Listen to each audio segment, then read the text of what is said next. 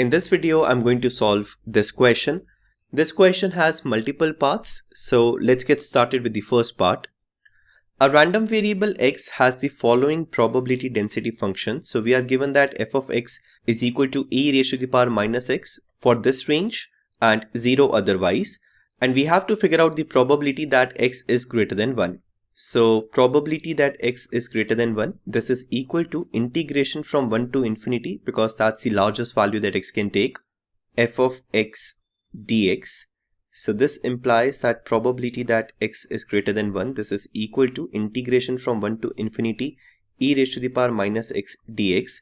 Now the integration of e raised to the power minus x is actually minus e raised to the power minus x. Okay, I hope you know this from your basics of integration, that integration of e raised to the power minus x is minus e raised to the power minus x, and we have 1 over here and infinity over here. Now we just have to substitute these values. So this is equal to minus e minus infinity minus e, and over here we have minus 1.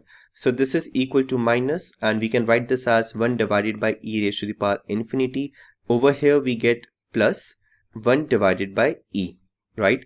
Now e raised to the power infinity, this is actually infinity, and minus 1 by infinity will become 0. So this is 0 plus 1 divided by e, and this is equal to 1 divided by e. So the right answer is part A, 1 divided by e. Let's move to the next part. In this part, we have to find the probability that x lies between 1 and 2, and we are given the same information related to the probability density function. So we have to figure out the probability that x lies between 1 and 2. This is equal to integration of f of x from 1 to 2, and this is equal to integration from 1 to 2 e raised to the power minus x dx. Integration of e raised to the power minus x is going to be minus e raised to the power minus x. We have 1 here and 2 here, and now we just have to substitute these values. So this is equal to minus e minus 2 minus e raised to the power minus 1. So this is equal to minus e raised to the power minus 2 plus e raised to the power minus 1. So this can be written as minus 1 divided by e square plus 1 divided by e, which is equal to 1 divided by e minus 1 divided by e square. Now from these two terms, I can take 1 divided by e common. So if I take 1 divided by e common, within brackets, I will get 1 minus 1 divided by e. Right? So that means the right answer is part number C. It's 1 divided by e multiplied by 1 minus 1 divided by e. So part number C is the right answer. Let's move to the next part now. So in this part, we have to find the mean of x, that is expected value of x. So इसको find करने के लिए हम expected value of x का straightforward formula लगा सकते हैं. So expected value of x is equal to integration x multiplied by fx dx, और ये जो इंटीग्रेशन होगा ये जाएगा 0 से लेके इन्फिनिटी तक. So this implies that expected value of x is equal to integration from 0 to infinity x multiplied by e raised to the power minus x dx. Right? Now the question is how to solve this expression. देखो इस expression को solve करने के ना दो तरीके हैं. या तो तुम integration by parts करो. Okay?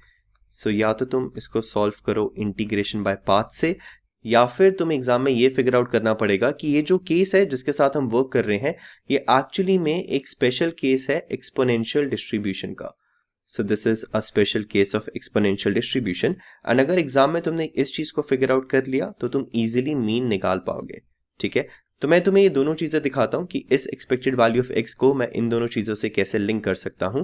देखो इस वीडियो में मैं तुम्हें इंटीग्रेशन बाय पार्ट्स समझाऊंगा नहीं और करके भी नहीं दिखाऊंगा, बट मैं तुम्हारे साथ एक वीडियो शेयर कर देता हूं जहां से तुम इंटीग्रेशन बाय पार्ट्स इस पर्टिकुलर एक्सप्रेशन का समझ सकते हो.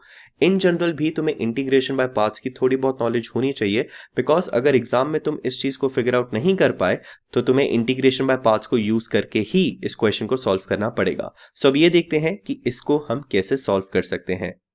सो देखो जो एक्सपेक्टेड वैल्यू ऑफ एक्स है वो ये निकल के आया. अब यहाँ पे ना YouTube पे तुम्हें एक वीडियो मिल जाएगी. तुम अगर सर्च करोगे x e raised to the power x के इंटीग्रेशन को, तो इस पर्टिकुलर YouTube चैनल पे जो कि है Q21 अकेडमी, तुम्हें ये वाली वीडियो मिलेगी. इस वीडियो में उन्होंने इंटीग्रेशन बाय पार्ट्स एक्सप्लेन किया हुआ है, और जब तुम इंटीग्रेशन बाय पार्ट्स करोगे तो देखो जो आंसर आ रहा है वो आ रहा है 1. तो इंटीग्रेशन बाय पार्ट्स वाले मेथड से तुम्हें ये मिल जाएगा दैट जो एक्सपेक्टेड वैल्यू ऑफ x है वो है इक्वल टू 1. अगर तुम इंटीग्रेशन बाय पार्ट्स नहीं करना चाहते हो तो फिर तुम्हें एक्सपोनेंशियल डिस्ट्रीब्यूशन वाला रूट लेना पड़ेगा। देखो जो हमें प्रोबेबिलिटी डेंसिटी फंक्शन गिवन है ना, ये एक्चुअली में एक स्पेशल केस है एक्सपोनेंशियल डिस्ट्रीब्यूशन का।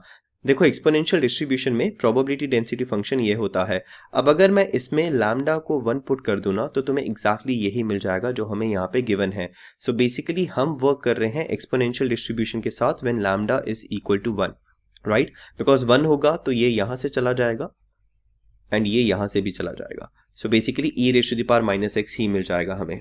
ओके एंड अगर तुमने ये फिगर आउट कर लिया कि ये वाला क्वेश्चन एक एक्सपोनेंशियल डिस्ट्रीब्यूशन ही है विद लैम्डा इक्वल टू 1, तो फिर जो expected value of exponential distribution होता है वो होता है 1 बाय लैम्डा। एंड ये कुछ चीजें हैं जो तुम्हें एक्चुअली में पता होनी चाहिए। बेसिकली जितने भी मेजर डिस्ट्रीब्यूशंस हैं, एक्सपोनेंशियल डिस्ट्रीब्यूशन हो गया, बाइनोमियल, बर्नौली, पॉइजो, और भी जितने भी डिस्ट्रीब्यूशंस हैं, तुम्हें ना इनका मीन एंड इनका वेरिएंस, इनके जो भी एक्सप्रेशंस हैं तुम्हें पता होने चाहिए, बिकॉज बहुत बार ये एक्सप्रेशंस डायरेक्टली क्वेश्चन में यूटिलाइज हो जाते हैं। तो तुम्हें एक्सपोनेंशियल डिस्ट्रीब्यूशन का मीन पता होना चाहिए कि उसका मीन होता है 1 ओवर लैम्डा। एंड बिकॉज हम एक स्पेशल केस के साथ वर्क कर रहे हैं जिसमें लैम्डा इक्वल टू 1 है, तो जो मीन हो जाएगा वो क्या हो जाएगा, 1 ओवर लैम्डा की जगह अब हम लिख देंगे 1 ओवर 1, बिकॉज लैम्डा 1 है। So this is equal to 1। So देखो ये दो तरीके हैं मीन फिगर आउट करने के, या तो इंटीग्रेशन बाय पार्ट्स कर लो, या फिर अगर तुम एक्सपोनेंशियल डिस्ट्रीब्यूशन से रिलेट कर पा रहे हो तो तुम उसको रिलेट करके इसका आंसर निकाल लो। इधर वे जो एक्सपेक्टेड वैल्यू ऑफ x है वो आ जाएगा equal to 1। So that means जो राइट आंसर होगा वो होगा पार्ट नंबर बी, 1। ओके